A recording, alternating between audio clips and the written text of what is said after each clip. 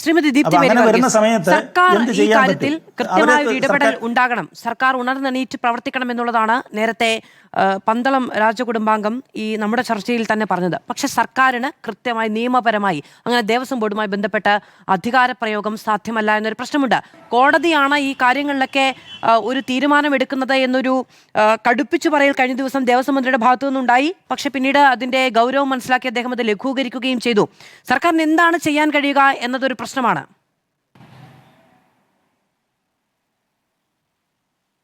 ഇല്ല, സർക്കാരിന് എന്താണ് ചെയ്യാൻ കഴിയുക എന്നുള്ള ഒരു പ്രശ്നമില്ല മാധു. വളരെ കൃത്യമായിട്ട് എന്താണ് സർക്കാരിൻ്റെ ഇതിൻ്റെ അകത്തുള്ള ജോലി, സർക്കാർ ചെയ്യേണ്ടത് ഇതിൻ്റെ അകത്ത് ലെജിസ്ലേറ്റീവ് ക്രിയേറ്റർ ആണ് യഥാർത്ഥത്തിൽ സർക്കാർ എന്ന് പറയുന്നത്, അല്ലെങ്കിൽ അതുപോലെ തന്നെ അഡ്മിനിസ്ട്രേറ്റീവ് സൂപ്പർവൈസിംഗ് ആണ്. ഈ രണ്ട് ജോലിയേ ഉള്ളൂ യഥാർത്ഥത്തിൽ സർക്കാരിന് ചെയ്യാനുള്ളത്. ദേവസ്വം ബോർഡിന് ചെയ്യാനുള്ള മറ്റു ചില ഉത്തരവാദിത്തങ്ങളുണ്ട്.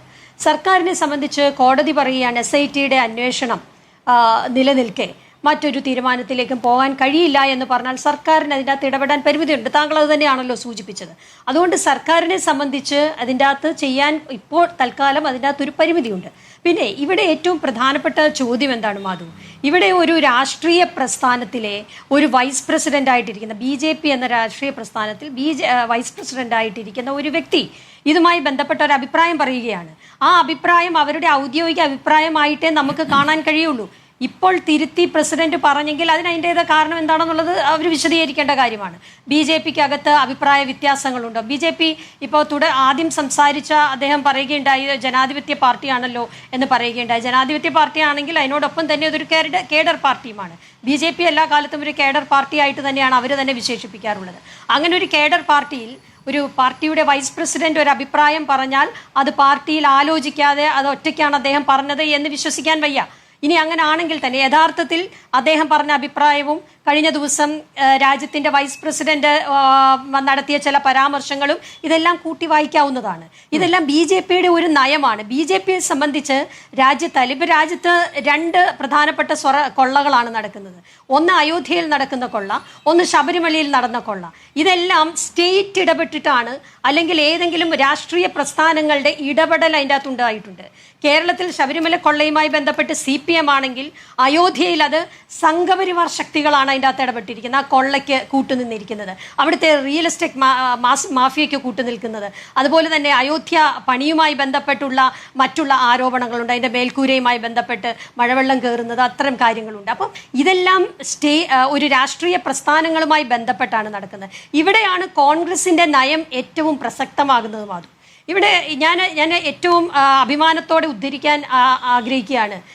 പണ്ഡിറ്റ് ജവഹർലാൽ നെഹ്റു പണ്ട് സോമനാഥ ക്ഷേത്രം പണിയുന്ന കാലഘട്ടത്തിൽ ക്ഷേത്രം പണി നടത്തണമെന്ന് പറഞ്ഞപ്പോൾ അതിന് മറുപടി പറഞ്ഞത് ക്ഷേത്രം പണി നടത്തുക ഒരു ഗവൺമെൻറ്റിൻ്റെ ഉത്തരവാദിത്തമല്ല, അതിന് ഉത്തരവാദിത്തപ്പെട്ട ആളുകളുണ്ട്, അതിന് മതപരമായി ഉത്തരവാദിത്തപ്പെട്ട ആളുകളുണ്ട്. ഇവിടെ പിന്നെ ഡാം പണിയൽ അല്ലെങ്കിൽ വികസന പ്രവർത്തനങ്ങൾ നടത്തലാണ് ഗവൺമെൻറ്റിൻ്റെ ജോലി, അല്ലെങ്കിൽ രാഷ്ട്രീയ പ്രസ്ഥാനങ്ങൾ അതിനാണ് നേതൃത്വം കൊടുക്കേണ്ടത്. പിന്നെ ഇന്ത്യക്ക്, നമ്മുടെ രാജ്യത്തിന് മതപരമായി ഒരു രാഷ്ട്രീയ പ്രസ്ഥാനത്തിനോ ഒരു ഗവൺമെൻറ്റിനോ എങ്ങനെയാണ് മതങ്ങളുടെ കാര്യത്തിൽ ഏത് അറ്റം വരെ ഇടപെടാം എന്നുള്ള കാര്യത്തിൽ വ്യക്തമായി നമ്മുടെ ഭരണഘടന പറയുന്നുണ്ട്.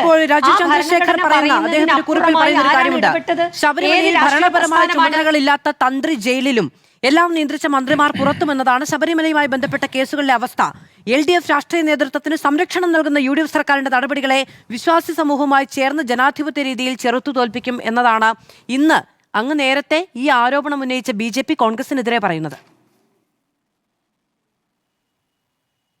അതെ, ഞാൻ പറയുന്നത്, ഞാൻ അത് തന്നെയാണ് പറഞ്ഞു വന്നത്. BJP എന്ന് പറയുന്ന രാഷ്ട്രീയ പ്രസ്ഥാനം ഇവർക്ക് എന്ത് കാര്യമാണ് ഇരിക്കുന്നത്? ഇപ്പോൾ ശബരിമലയുടെ കാര്യത്തിൽ ആദ്യ യുവതീ പ്രവേശത്തിൻ്റെ കാര്യത്തിലാണെങ്കിലും നമുക്കറിയാം അവരുടെ സംസ്ഥാന പ്രസിഡന്റ് പറഞ്ഞു ഇതൊരു സുവർണ അവസരമാണെന്ന് പറഞ്ഞു. അത് തന്നെയാണ് അവരുടെ ബേസിക് നയം എന്ന് പറയുന്നത്. BJPയുടെ ബേസിക് നയം എന്താണ്? രാജ്യത്തെ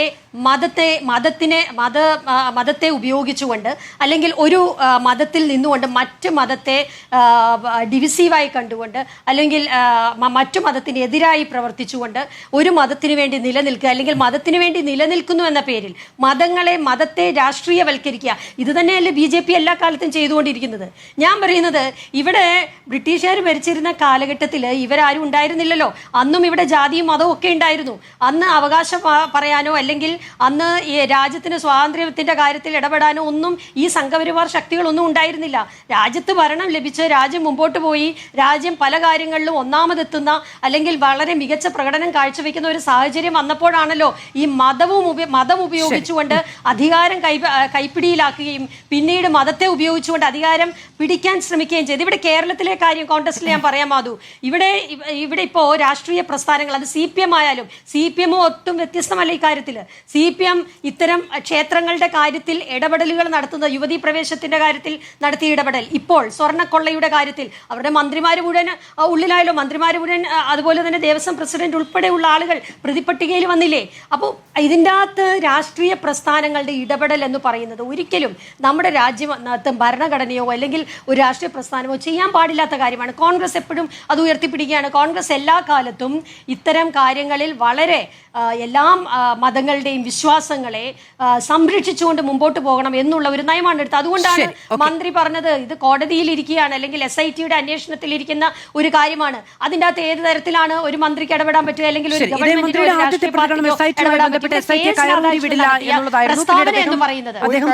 എന്നതറിയില്ല. ശരി, ഓക്കെ, ഞാൻ അങ്ങയിലേക്ക് തിരികെ വരാം. അല്ലല്ല, അല്ല, അങ്ങനെയല്ല, അങ്ങനെ പരിവപ്പെടലല്ല അതിൻ്റെ അകത്ത് നടന്നത്.